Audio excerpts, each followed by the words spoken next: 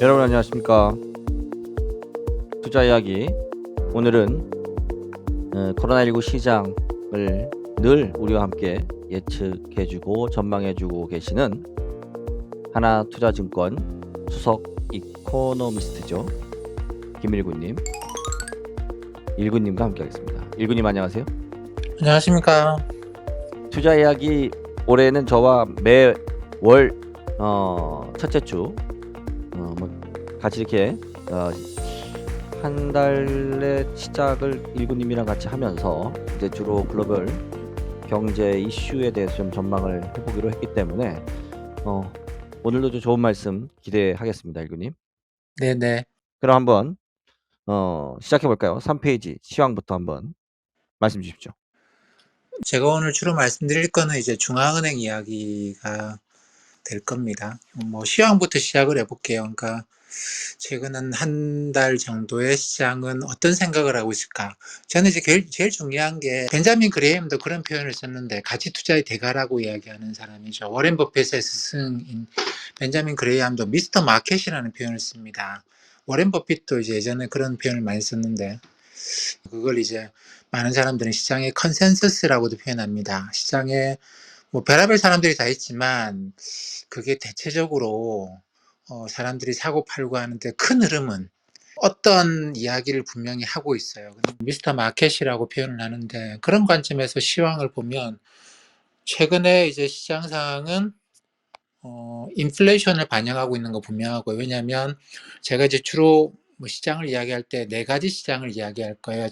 주식 시장, 채권 시장, 그리고 이제 커머디티 시장, 외환 시장 이 네 가지를 이야기할 건데 주식 시장과 채권 시장은 자산 시장이라고 볼 수가 있고 커머디티나 외환은 거래가 많이 이루어집니다. 가령 우리가 원유 같은 것도 자산이라고 볼 수도 있습니다만 사실 소비되는 게 훨씬 크죠. 외환도 달러를 내가 계속 갖고 있고 투자를 한다 이런 것도 있지만 거의 대부분의 외환 거래는 이제 그 거래를 위한 거거든요. 거래를 위한.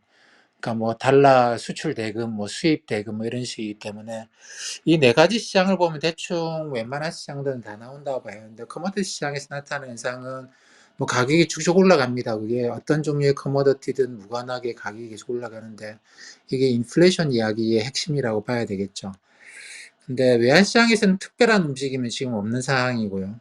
그러니까 미국의 금리 인상이 임박했습니다만 일단 선반영했던 한 성격이 좀 강해서 작년 가을 이후로 꽤 올랐잖아요. 여름 가을 이후로 꽤 올랐는데 이게 선반영이라고 보고 지금 당장 이제 금리 인상 시점에 가까웠는데 큰 변화는 없는 것 같습니다.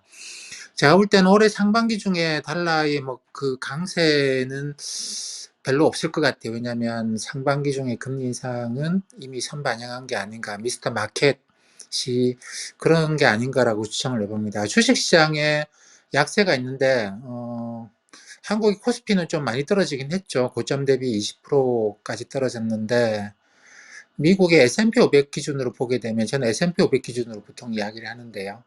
이 정도 조정은 일상다반사라고 봐야 됩니다. 고점 대비해서 한 10% 정도 조정. 이번에도 S&P 500이 고점이 한 4,800이 좀 넘었고 그리고 장중 저점이 4,200까지 내려갔는데 그 보면 10%가 좀 넘긴 했습니다만 종가로 보면 10% 정도 조정을 보였다가 지금은 한 떨어졌던 폭의 한 60% 이상을 또 만회한 그런 상황이거든요. 근데 이거는 늘 있는 일이에요. 늘 있는 일이기 때문에 제가 볼 때는 인플레이션과 긴축의 우려를 좀 대단하게 그 주식시장이 심각하게 생각하는 게 아니고 고만고만 그런 일은 있을 것 같다 그런 식으로 받아들인 것 같아요. 근데 이제 한국 시장이 꽤 많이 흔들렸는데 이거는 미국의 긴축 이런 것과 관련된 건 아닌 것 같고 그것보다는 오히려 우크라이나 문제나 중국의 경기 둔화 이런 것들을 좀 더 많이 반영한 게 아닌가라고 생각을 합니다.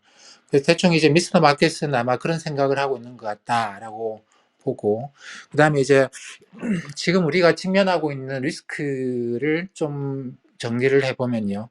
우크라이나 이야기를 하는데 사실 그 그림 보시면 나토하고 러시아하고 사이에 색깔로 구분을 해놨죠. 소련이 무너지면서 소련 연방이 해체되면서 많은 나라들이 독립국가가 됐습니다. 지금 우크라이나 같은 경우에도 90년대 초반에 이제 그 소련 연방이 무너지면서 독립국가가 된 건데, 그때 이제 미국과 러시아 사이에는 합의가 있었어요. 러시아 입장에서는 벨라루스, 그 다음에 조지아, 우크라이나 세 개 나라는 서방 국가가 절대로 건드려서는 안 되는 나라로 규정을 했고, 미국도 거기에 대해서 동의를 했죠. 이거는 마치 미국 입장이 옛날에 케네디 대통령 때 소련의 이제 공산당 서기장이 쿠바에다가 핵미사일 배치했잖아요. 미국 바로 앞마당에다 핵미사일 배치했는데, 당시에 케네디가 썼던 방법이 뭐냐면 쿠바를 일단 해상을 완전히 봉쇄하는 걸로 했고, 또 한 가지는 잘 안 알려졌습니다만 이게 훨씬 더 소련을 많이 압박했는데 터키에다가 핵미사일 배치를 했어요. 근데 터키는 바로 이제 소련 바로 밑이죠. 그래서 결국 미국과 소련이 합의해서 쿠바에서 핵미사일 빼고 터키에서 핵미사일 뺐어요. 그래서 러시아는 미국의 앞마당인, 이게 미국 영토는 아닙니다만 우리 영토는 아닌데 우리 앞마당, 우리 대문 바로 앞에서 그 사람들이 모여가지고 밤새도록 먹고 떠들고 막 그러고 있는 중이에요. 그러면 내가 우리 영토가 아니더라도 당연히 그냥 둘 수는 없는 일이죠. 미국 입장에서는 멕시코와 쿠바가 그런 거죠. 그러니까 러시아가 멕시코와 쿠바를 뭐 이렇게 꼬셔가지고 멕시코와 쿠바에 러시아 군대를 진주시킨다. 미국이 받아들일 수 없듯이 러시아로서는 벨라루스, 우크라이나, 조지아 세 개 나라는 나토가 들어와서는 안 된다라는 게 분명합니다. 그리고 이거는 뭐 미국하고 사이에서도 합의가 있기 때문에 그 사람들이 많이 걱정하고는 있는데 군사적인 충돌 가능성은 높아요. 근데 그게 러시아하고 나토 사이에 그 충돌의 가능성은 저는 굉장히 이제 낮다고 봐요. 그래서 오히려 국지전이 발발하면 시장이 좀, 그래, 그 정도는 충분히 예상했고, 그거는 뭐 늘 있는 일이지라고 넘어갈 것 같습니다. 근데 그 전까지 불확실성이 있는 거죠. 혹시 러시아하고 나토 군대가 충돌하는 거 아닐까. 근데 지금 나토는 우크라이나에 안 들어가요. 우크라이나 그 걱정하는 게 이제 나토, 우크라이나 주변 국가들인데 러시아가 밀고 들어왔다가 우크라이나를 지나서 다른 이제 동유럽 국가에 넘어오지 않을까라는 걱정에서 나토가 그까지는 군사를 전개시켜 놨는데 뭐 직접적으로 충돌을 안 하면 큰 문제는 아닌 것 같아요. 그 다음 한 가지 또 이제 중국의 경기 둔화 움직임이 있죠. 요거는 조금 더 우리가 좀 길게 봐야 될 것 같은데 요거는 쉽게 끝날 문제는 아닌 것 같아요. 그러니까 중국은 그동안은 사실 뭐 79년에 개혁 개방을 시작한 이후로 늘 성장과 물가 두 마리 토끼를 잡아왔습니다. 그게 이제 80년대 말에 인플레이션이 발생하면서 천안문 사태가 한번 일어나긴 했지만 뭐 그거 빼고 나면 이제 거의 대부분의 시간 동안에 두 마리 토끼를 잡았어요. 경제 정책을 하는 사람들은 성장과 물가 안정이라는 두 마리 토끼를 잡는 게 가장 중요합니다. 하나는 누구든 달성할 수 있어요. 성장을 시킨다 또는 뭐 물가를 안정시킨다. 그거는 누구든 할 수 있죠. 근데 물가를 안정시키면서 성장을 하는 거는 그거는 쉽지는 않은 건데 지금 중국이 이제 개혁 개방 이후로 처음으로 이 문제에 걸렸습니다. 물가가 너무 높게 올라가는 거죠. 그래서 물가를 포기하면서 성장을 시키거나 성장을 시키면서 물가를 포기하거나 그러는데 중국 같은 나라는 절대 물가 포기 못 합니다. 왜냐하면 우리가 중국 역사 알잖아요. 중국 역사 공부해 보면 얼마나 많은 밀란이 일어납니까? 황건적인 난, 천국의 난. 근데 그게 전부 다 우리나라 광주 민주운동 같이 이게 정치적인 요구가 아니에요. 못 살겠다라는 거죠. 인플레이션, 전부 다 인플레이션입니다. 특히 1989년에 천안문 사태도 광주 민주화 운동의 성격이 아니에요. 인플레이션 때문에 못 살겠다라는 거거든요. 그러니까 중국으로서는 인플레이션을 뭐 용인하면서 경기 부양한다, 이게 거의 불가능하다고 생각해요. 차라리 어떤 분들은 그런 이야기 하는데 지금 시진핑 정부가 하고 있는 거는 우리나라 예전에 구한말의 흥선대원군의 쇄국 정책처럼 그냥 아유 허리띠 졸라매고 미국 놈들 나쁜 놈들 물리칠 때까지 우리 허리띠 졸라매고 한번 가봅시다라고 하는 그런 성격일 수도 있습니다. 아직까지 뭐 뚜렷한 결론은 안 나오는데 그래서 중국에 대해서는 뭐 경기 부양할 것이다. 저도 그런 기대는 해요. 하는데 굉장히 좀 조심스럽게 접근해야 될 것 같습니다. 이게 이제 쉽게 중국이 경기 부양을 하지는 않겠다. 뭐 어떤 분들은 아니 중국 금리 인하도 하던데 경기 부양하는 거 아니에요? 근데 중국은 자본주의 국가가 아닙니다. 금리가 내려가는 금리를 낮추는 게 경기 부양 효과가 거의 없어요. 자본주의 국가는 이제 금리라는 그 금리는 돈의 가격이죠. 돈의 가격을 움직여가 자원 배분을 하는데 사회주의는 그런 식의 시장 가격에 의한 자원 배분을 나쁘다고 생각해서 안 하고 국가가 직접 계획으로 자원 배분을 하는 시스템이거든요. 그러니까 사회주의 국가에서 금리라고 하는 건 중요하지 않습니다. 중국이 경기 부양한다는 거는 중국 정부가 직접 나서는 거예요.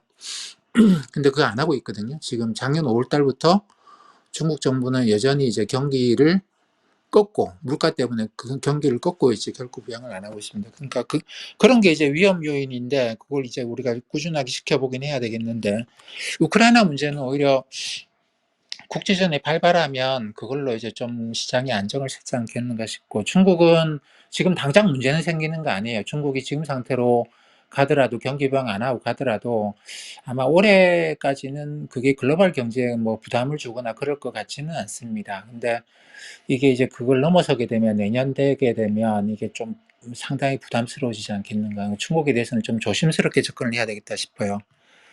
그 다음에 이제 글로벌 경제 지금 상황인데 경기 선행지수 보면 이게 이제 지금 둔화가 됩니다. 작년 여름부터 우리나라 코스피는 이거하고 거의 같이 움직인다고 생각하시면 돼요. 왜냐면 우리나라는 제조업이 많아가지고 글로벌 경기 선행지수의 움직임에 주가가 그대로 반응을 합니다. 미국은 서비스업이 많아서 이거 꼭 안 따라가요. 이거 잘 안 따라가고 지 마음대로 움직이는데 주식시장이. 한국 시장은 다 아시잖아요. 작년에 6월 달 정도 고점을 찍고 3,300 코스피 갔다 그때부터 계속 내려오고 있잖아요. 왜 내려오고 있느냐? 뭐 중국 문제, 우크라이나 문제 이렇게 생각할 수도 있는데 가장 밑바닥에 글로벌 경기 선행지수가 꺾였다. 내려오고 있다. 그것 때문에 코스피가 떨어지고 있다. 이렇게 생각해도 됩니다. 과거 추이를 그려봐도 비슷해요. 근데 이게 이제 뭐 그렇다고 해서 크게 경기가 많이 나빠지는 상황은 아닙니다. 뭐 일반적으로 이렇다고 해서 경기 침체로 가는 건 아니고 원래 경기라고 하는 게 오르락 내리락 해요. 우리가 산에 가면 등산할 때도 뭐 능선을 타고 좀 올라갔다 좀 내려갔다 하잖아요. 그런다고 해가지고 뭐 지금 당장 뭐 저기 하산하는 건 아니듯이 경기도 뭐 오르락 내리락 좀 하다가 어떤 문제가 생기면 경기가 급냉하는 침체로 가는데 지금은 침체 상황은 아니고 그냥 오르락 내리락 하는 것 같아요. 이걸 이제 예전에는 고원 경기, 개마고원처럼 고원 경기 이렇게 불렀는데 제가 볼 때는 지금도 그런 모양인 것 같습니다. 그래서 저는 글로벌 경기에 대해서는 걱정 안 해요. 우리 인플레이션에 대해서는 사실 인플레이션이 제일 위험한 게 뭐냐면 제일 위험한 게 인플레이션 때문에 소비가 죽는 게 제일 위험합니다. 물가 올라가면 사람들이 똑같은 화폐 가지고는 살 수 있는 물건이 줄어들잖아요. 이 때문에 이제 인플레이션이 발생하는데 그러면 그걸 이제 소비자의 실질 구매력이 감소한다고 이야기를 할 수 있겠죠. 그러면 소비가 실질 텀으로 그러니까 소비하는 물건 양의 기준으로 해서 줄어듭니다. 그러면 경제는 양으로 따지는 거거든요. 화폐 금액으로 따지는 게 아니고 GDP도 실질 금액으로 따지게 되죠. 그러면 경제가 나빠지는 건데 그래서 인플레이션이 위험한 게 이거죠. 물가는 올라가는데 소비가 죽으면서 경기는 나빠지는 흔히 뭐 스태그플레이션 어떻고 이런 이야기를 하는데 근데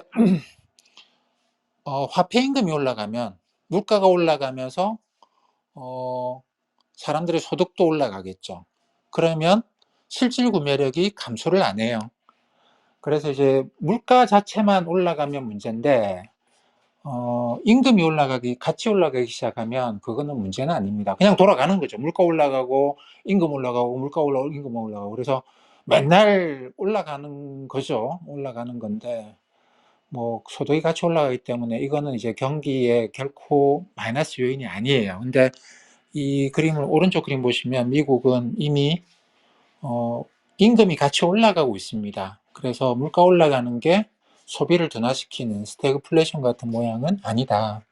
그러니까 물가 올라가고 경기도 뭐 꾸준하게 계속 유지가 되고 뭐 그런 식의 상황이 계속 벌어지고 있는 거 아닌가. 그래서 인플레이션에도 불구하고 경기에 대해서는 걱정을 할 필요는 없는 것 같아요. 통화정책은 그 다음 페이지 보시면 오른쪽 그림인데 지금 이제 시장이 걱정하고 있는 거는 그런 거죠. 물가는 사실 내려올 것 같아요. 왜냐하면 작년 12월 달에 미국의 물가 상승률이 전년 대비해서 뭐 7%를 기록했는데 뭐 거의 그게 고점이죠. 고점이고 뭐 이번 달 아니면 다음 달. 그러니까 내일 나올 게 1월 달 미국의 소비자 물가 상승률인데 내일 나올 거나 안 그러면 뭐 내일 안 그러면 그 다음 달 2월 물가에서 확실히 7% 밑으로 내려갈 거예요. 내려갈 건데 그럼 계속 쭉 내려오겠죠. 계속 내려올 건데 그냥 냅둬도 내려올 것 같아요. 한 3, 4%까지는 그냥 내려올 것 같은데 근데 이제 연준이 안 냅두고 있는 가장 큰 이유는 올해 11월 달에 중간 선거가 있다는 겁니다. 근데 중간 선거는 뭐 미국 대통령 4년 임기 중에서 2년 딱 지났을 때 하는 선거라서 대통령에 대한 중간 평가 성격이 굉장히 강해요. 근데 이 오른쪽 그림 보시면 이 점이 2차 대전 이후로 미국의 중간 선거에서 집권당의 하원 의석수가 얼마나 줄어들었냐라는 건데 대통령에 대한 중간 평가다 보니까 점 찍어놓은 거 보면 2번 빼고는 전부 다 집권당의 하원 의석이 줄어듭니다. 근데 지금 민주당이 공화당에 비해서 불과 10석 많은 정도인데 하원에서 이게 물가 때문에 대통령 지지율이 낮고 그러면서 이제 이 상태가 계속되면 하원 의석을 많이 잃게 되는 거죠. 그러면 대통령도 레임덕 뭐 아직까지 2년이 남았는데 레임덕 들어가고 민주당도 할 수 있는 게 아무것도 없고 뭐 그런 상태가 돼요. 그래서 지금 뭐 백악관이나 민주당으로서는 물가를 빨리 안정시켜서 대통령 지지율을 좀 높이고 중간 선거에 들어가야 되겠다라는 겁니다. 그래서 이제 하원 의석을 잃는 거를 최소화시켜야 되겠다라는 게 기본적인 목표죠. 그러다 보니까 상반기에 금리 인상을 좀 많이 해놓고 그래서 지금 남아있는 FMC가 뭐 1월달 했고 3월, 5월, 6월, 7월 이렇게 FMC가 있는데 1년에 그 FMC 8번 중에서 4번 에서 3, 5, 6, 7월 달에 4번의 FMC에서 그냥 금리 다 올리는 거 아닌가. 그리고 나면 이제 그다음부터 9월 달부터는 금리 안 올릴 거예요. 그러니까 8월 달부터는 이제 금리 인상이 휴식기에 들어가지 않겠는가 그런 생각을 합니다. 뭐 다시 금리 인상하더라도 내년 초나 아니면 올해 말부터 시작을 하겠죠. 금리 인상의 충격은 올해 상반기에 집중된다. 그것도 아마 올해 봄까지 주식시장이나 채권시장이 금리 인상 충격을 받고 나면 흔히 말하는 이제 선반영이 되는 거죠. 그러면서 어차피 금리 인상 뭐 올해 내내 할 것도 아니고 7월까지 하면 대충 끝내고 그리고 이제 그다음부터는 물가 이야기 안 하고 금리 인상 안 하고 중간 선거에 들어갈 거기 때문에 그러면 이제 하반기가 되면 주식시장이든 채권시장이든 여유가 생겨서 야 한번 해볼까 뭐 저점을 찍은 것 같다 고점을 찍은 것 같다 그러면서 좀 활기를 찾지 않겠는가 그런 생각을 하고 있습니다. 그래서 미국의 금리 인상에 대해서 너무 걱정할 건 아니다라고 생각을 하고 그 다음 페이지는 우리가 이제 부동산 시장을 생각해도 그렇잖아요. 집값이 비싸다 싸다 그런 이야기를 하는데 이게 길게 보면 그 부동산 가격도 옛날에는 엄청 쌌죠. 지금 기준으로 보면. 근데 당시로는 그것도 싼 건 아니었어요. 그러면 싸다 비싸다를 어떻게 이야기하냐면 상대적인 걸로 봐야 되는 거죠. 사람들의 소득 대비 월급 대비해서 집값이 얼마냐. 근데 옛날에 1980년대 말에 이제 분당에 아파트가 처음 공급될 때 그때 이제 100만 호 하면서 일산 분당에 아파트 처음 공급될 때 그때는 삼성전자 다니는 직원이 연봉이 한 500만 원 정도가 됐다고 해요. 거기 대해서 이제 아파트, 그러니까 20몇 평짜리 아파트가 가격이 한 5천만 원 했다고 하거든요. 그러니까 소득이 한 10배였죠. 당시로 엄청 비쌌을 거 아닙니까? 근데 지금은 보면 전혀 5천만 원? 뭐, 그게 왜 비싸라고 이야기할 수 있겠죠. 그러니까 우리는 이제 뭐 모든 걸 상대적으로 따져야 되는데, 부동산 가격의 경우에는 소득에 대비해서 몇 배냐로 따지는 게 일반적입니다. 주식의 경우에는 기업 이익에 비해서 몇 배냐로 따지는 게 일반적이겠죠. 미국의 S&P 500 주가 지수를 쭉 그려놨어요. 1990년부터 이렇게 오르락내리락 하면 쭉 올라왔죠. 근데 그 까만색 선으로 선을 두 개를 그려 놓은 게 뭐냐면 기업 이익, 1년 동안 벌어들이는 기업 이익의 22배 하고 35배 선을 그려 놨습니다. 그러니까 이 안에 있으면 뭐 대충 적당한 프라이싱이 되는 거죠. 밸류에이션으로. 근데 요걸 벗어났을 때가 90년 그때 걸프전 할 때, 그다음에 2000년에 닷컴 버블, 그다음에 2008년에 글로벌 금융위기, 그리고 최근에 이제 2020년, 2021년 팬데믹 상황에서 요 선을 벗어나는 거예요. 그러니까 요 벗어나서는 다시 이 선 안으로 들어와야 되겠죠. 그래서 아마 지금 나타나고 있는 가격 조정은 이 선 안에 들어오는 그런 거가 될 것 같습니다. 근데 주가가 떨어져서 이 선 안에 들어올 수도 있고, 시간이 흘러가면 이 까만 선들이 계속 올라가잖아요. 기업이 이익을 벌면서. 그러면서 이제 가만히 있어도, 빨간색 선이 가만히 있어도 이 까만색 선 안에 들어올 수도 있고 그렇습니다. 그래서 그걸 이제 뭐 가격 조정이냐 기간 조정이냐 이런 표현을 쓰는데, 지금은 상반기 중에 기간 조정을 좀 거치고 가격은 좀 하락했기 때문에 상반기 중에 기간 조정을 좀 거치면 뭐 하반기부터 뭐 그렇게 대단하게 많이 올라갈 건 아니지만 뭐 은행 예금 한 2배, 3배 정도씩 벌 수 있는 그런 기회들이 계속 나오지 않겠는가라고 생각을 합니다. 그래서 금리 인상에는 너무 걱정할 필요가 없겠다라고 생각을 하고요. 한국은행은 조금 스토리가 다릅니다. 지금 물가 때문에 금리 올리는 게 아니고, 한국은행은 작년 8월인가요? 그때부터 지금 금리 인상을 3번을 했는데, 지난달까지. 한국은행의 금리 인상은 분명하게 이제 그게 있는 거죠. 금융 안정을 위해서 금리 인상을 했습니다. 팬데믹 이전이 이제 1.25에서 1.75 정도 수준인데, 지난달 인상으로 해서 1.25까지는 들어왔죠. 그러고 나니까 며칠 전에 한국은행 총재, 그 다음에 이제 금융위원장, 그 다음에 기재부 장관, 경제부 총리, 그 다음에 금감원장, 이 네 분이서 또 회동을 하시더라고요. 그러니까 한번 다시 이제 점검해 본 거겠죠. 여기서 스톱할까? 좀 더 갈까?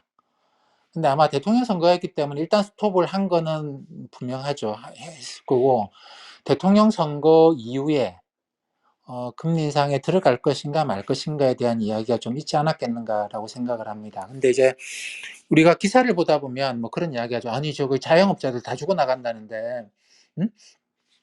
영끌한 저기 젊은 사람 2030 세대가 지금 큰일 났다는데, 이래 이자 내다가 소비도 못 하는데 자꾸 금리 올리는 게 말이 되냐. 이런 이야기를 하는데, 한국은행이 옛날 상황에서는 그런 이야기를 들으면 자기도 겁이 나서 금리 인상 못 했을 거예요. 왜냐하면 자기도 잘 모르는 거죠. 가계가 실제로 얼마만큼 압박을 느끼고 있는지를 잘 몰라요. 근데 2016년에 한국은행 법 개정된 게 있습니다. 그 자세한 내용에 대해서는 뭐 아시는 분은 아시겠습니다만, 저희 하나 투자증권의 스텝스, 성공 투자를 여는 스텝스 그 유튜브 채널에 제가 아마 그게 오늘 밤이나 내일 오전 중에 올라갈 건데, 제가 자세하게 설명해 놨어요. 한국은행 법에 어떤 게 바뀌었고 그게 어떤 효과를 냈는지, 그리고 그것 때문에 한국은행이 얼마나 이제 강력한 무기를 갖게 됐는지. 한국은행이 그 빚을 가진 사람들의 데이터 한 100만 명 데이터를 갖고 있어요. 물론 개인정보가 포함된 정보는 아닌데 100만 명의 돈 빌려간 사람들을 놓고 이 사람들이 정말로 금리 인상으로 문제가 생기는지 안 생기는지를 분석을 하고 있습니다. 그렇기 때문에 그게 2016년부터 가능한데, 그 데이터를 한국은행이 발표를 하는 게 금융안정보고서라고 하는 데서 발표를 해요. 그 금융안정보고서 이제 작년 12월 달 거를 보면 이 취약차주 구성, 그 그림에 보시면 취약차주 구성이라는 게 있습니다. 빚 빌려가지고 돌려막기 하고 있는 사람들이 다중채무자라고 부르는데, 돌려막기 하고 있어요. 하고 있는데, 그것뿐만 아니라 이 사람이 신용평가에서 신용도, 그 다음에 이제 소득 정보도 갖고 있습니다. 소득하고 신용도가 하위 30%에 드는데 다중채무자예요. 이런 사람들을 취약차주라고 부르는데, 취약차주 구성을 보면 2017년, 2018년 전체 대출 금액의 6% 이상이었거든요. 근데 2021 1년 4분기 말 기준으로 지금 5.1%예요. 그러니까 팬데믹 이후로 사람들이 빚을 엄청 빌려갔는데 그게 취약한 사람들이 빚을 빌려간 게 아니고 나름 이제 괜찮은 사람들이 신용도도 그다음에 소득도 괜찮은 사람들이 그리고 다중 채무를 안 갖고 있는 사람들이 빚을 빌려간 게 훨씬 더 많다는 겁니다. 그렇기 때문에 금리를 인상한다고 해 가지고 우리가 지금 당장 문제가 생긴다. 물론 뭐 자영업자들 중에서는 상당히 상황이 안 그랬으면 괜찮았던 분들이 악화되신 분들도 계세요. 근데 또 한편으로는 팬데믹이 아니었더라도 상황이 계속 악화되신 분들도 계시거든요. 근데 이거저걸 그냥 뭐 언론에서는 뭐 다 이래서 다 죽는다 이렇게 표현을 쓰기도 하는데 한국은행이 갖고 있는 데이터로 보게 되면 아니다라는 겁니다. 아니고 금리 인상에도 충분히 버틸 수 있는 여력이 있다. 그래서 한국은행은 DSR 기준으로 뭐라고 이야기하느냐면 글로벌하게 여러 나라들의 사례를 보니 DSR이 한 45% 정도가 되면 근데 이거는 이제 실제 DSR은 아닙니다. 그러니까 내가 벌어들이는 돈의 45%가 빚 갚는데 이자 갚는 데 쓰인다 그러면 못 살죠. 근데 그게 아니고 계산하는 룰이 있어요. 여러 나라에서 우리나라도 그렇고 여러 나라에서 어 전체 빌려간 사람들의 실제 DSR을 계산을 못 하니까 가정을 둬 가지고 이제 각 나라가 비슷한 가정을 둬 가지고 DSR이 얼마 정도 되는가를 추정을 하는데 국제적으로 보면 DSR이 45%가 넘으면 소비가 심각하게 타격을 입는다고 합니다. 경기가 많이 나빠지는 거죠. 근데 이제 그 똑같은 기준을 적용해 보면 우리나라는 지금 DSR이 한 36% 정도가 나와요. 그래서 상당히 여유가 있다. 그렇게 판단을 하고 있고 그래서 아직까지 금리 인상은 더 해도 된다라고 지금 상황에서 보면 그런 결론이 나올 것 같아요. 근데 물론 지금 이게 나와 있는 게 작년 3, 4분기 말 기준이라서 어, 뭐 1월 달까지 또 금리를 올렸으니까 그리고 작년 9월 달 이후로 가계대출 금리가 굉장히 많이 올랐거든요. 그래서 올해 1월 달 금리 인상한 것까지 효과를 봐야 되겠죠. 그러려 그러면 한 5월 정도는 돼야지 올해 1월 달 금리 인상까지 효과가 이제 확실하게 나올 겁니다.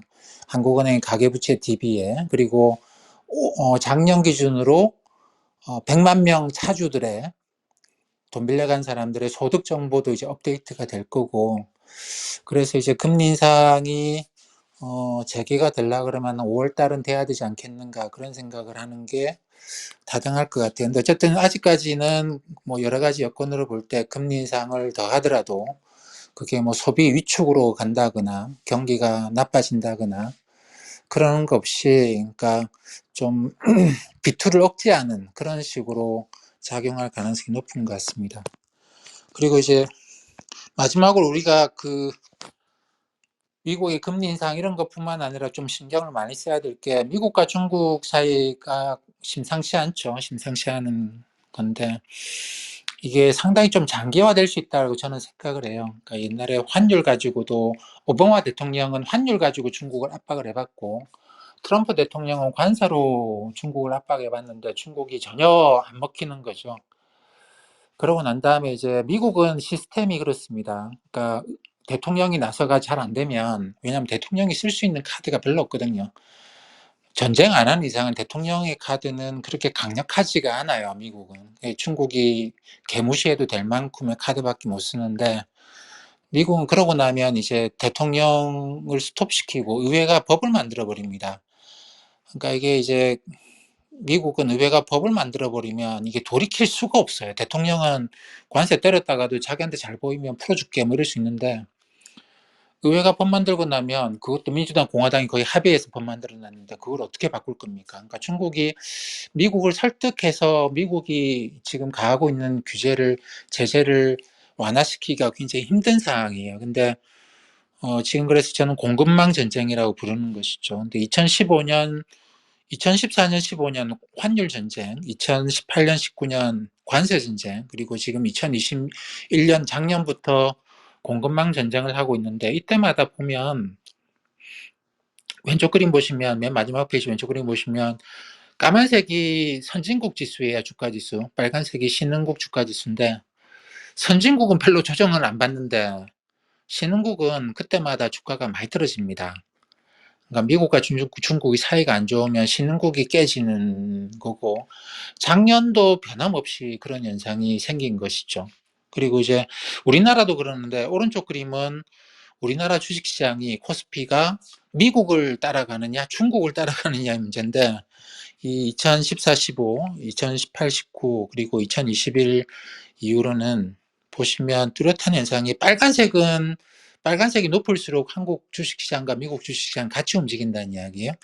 까만색이 높을수록 한국하고 중국이 같이 움직인다라는 건데, 이 음영 표시한 부분에서 빨간색보다는 까만색이 확 올라가 있는 걸 볼 수 있습니다. 그리고 지금도 그런 상황이고요.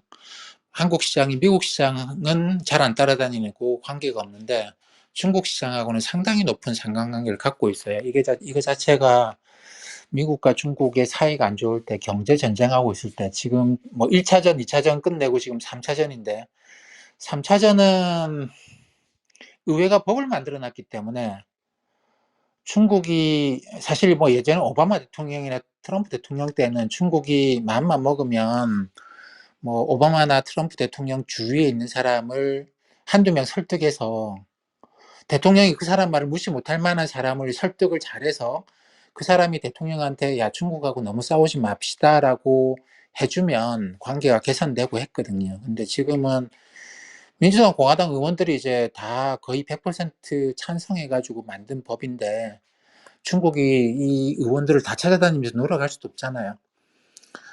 그러다 보니까 이 좀 상황이 안 좋습니다. 앞으로도 이게 계속 이어질 것 같고, 이런 상황이다 보니까 사실 뭐 주식할 때 많은 사람들이 미국 뭐 어제 뭐 올랐다 떨어졌다 이런 거 가지고 주식을 하는데, 그리고 요즘 미국 시장에서 뭐가 올라간다더라 뭐 그런 거 가지고 한국 시장도 관련주 해가지고 뭐 투자를 하고 하는데, 그런 거는 별로 의미가 없을 것 같아요. 그런 거 하다가 훨씬 심하게 깨질 수 있습니다.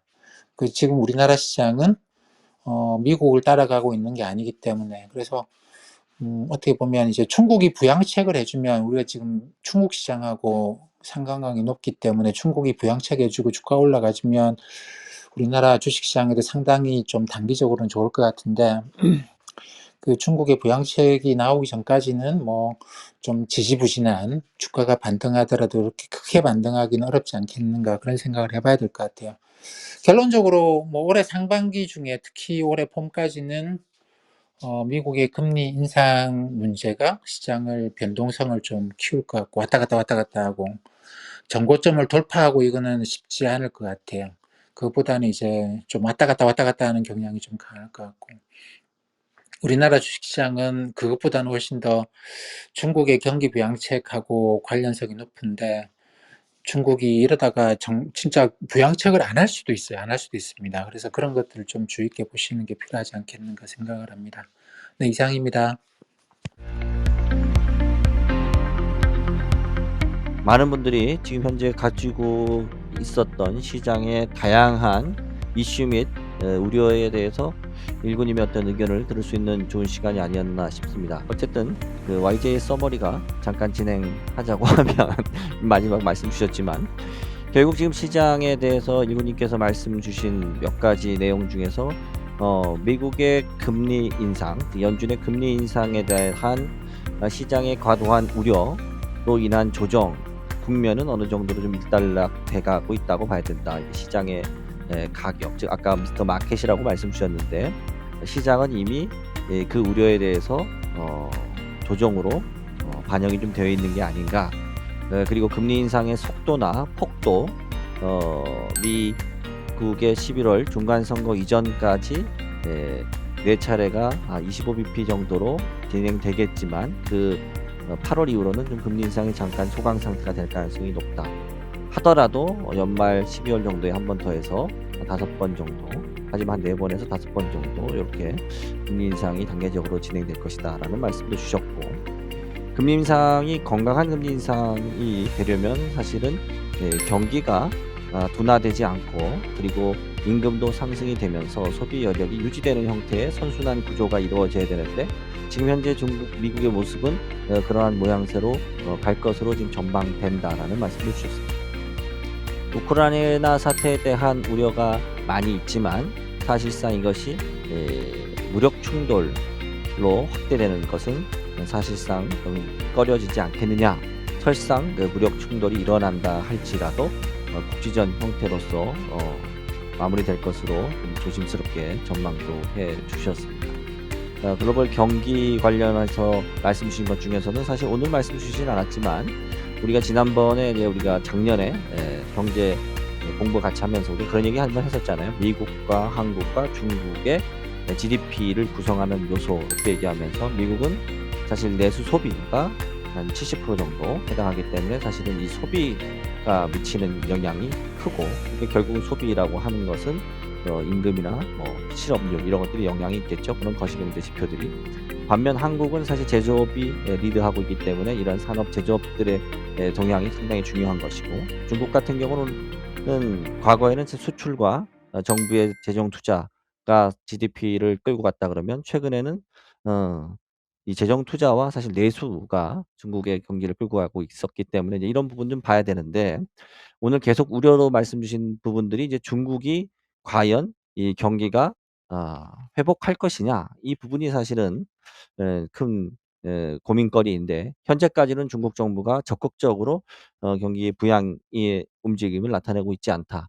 그리고 끝에서 말씀 주신 부분이 있지만 미중 간의 전략 경쟁이 1 차, 2 차, 3 차와 달리 이번 3 차는 민주당과 공화당 이 의회에 의해서 법률로서 제재 법률을 통과시켰기 때문에 과거 오바마 시대의 환율 전쟁이나 트럼프 시대의 관세 전쟁과는 달리 이번 바이든 정부의 공급망 정쟁은 대통령에 의한 행정부에 의한 제재가 아니라 아 민주당과 공화당의 공동 대응이라는 측면에서 장기적인 그 이슈로 부각될 수밖에 없다는 점 말씀 주셨고 이러한 미중 간의 경쟁이 있을 때는 대한민국 시장이 미국 시장에 커플링 되기보다는 중국 시장에 좀 커플링 됐던 부분이 많기 때문에 올해 특히 우리나라 주식시장에 있어서는 중국의 경기 부양 여부에 대해서 좀 더 주목을 해 봐야 되지 않겠느냐라는 말씀을 좀 주신 것 같습니다. 제가 좀 어 말씀 주신 것들에 대해서 퀵하게 정리했는데 어떻게 괜찮았습니까, 일구님? 예. 워낙 저도 깜짝 놀랄 만큼 정리를 해 주셔 가지고 설명도 좀 해 주고 또 요약도 해 주고 이게 사실 우리 투자 이야기 맛 아니겠습니까? 사실 매운맛과 아 또 순한 맛 이게 함께 공존하는 그런 투자 이야기. 아무튼 저는 그 일구님하고 항상 뭐 저희가 뭐 방송에도 얘기하고 늘 이렇게 배우는 게 많고 저도 또 생각한 것들 제가 갖고 있는 또 시장에 대한 뷰를 또 정리할 수 있는 좋은 기회인 것 같습니다. 오늘 함께해 주신 많은 분들도 사실 우리 일구님이 앞서서 잠깐 얘기해 주셨지만 스텝스 TV를 통해서도 시장에 대한 내용들을 많이 공유합니다. 제가 앞으로 "내용을 다 못 알아듣겠다."라고 할지라도 여러분 자꾸 듣다 보면 어 하나씩 하나씩 이해하면서 어느 순간에 인제 한번 이 뿌옇던 그 안경이 예 밝아지는 그런 단계가 오리라고 생각됩니다. 그리고 YJ의 또 요약이 있으니까 함께 계속 해 주시면 좋을 것 같습니다.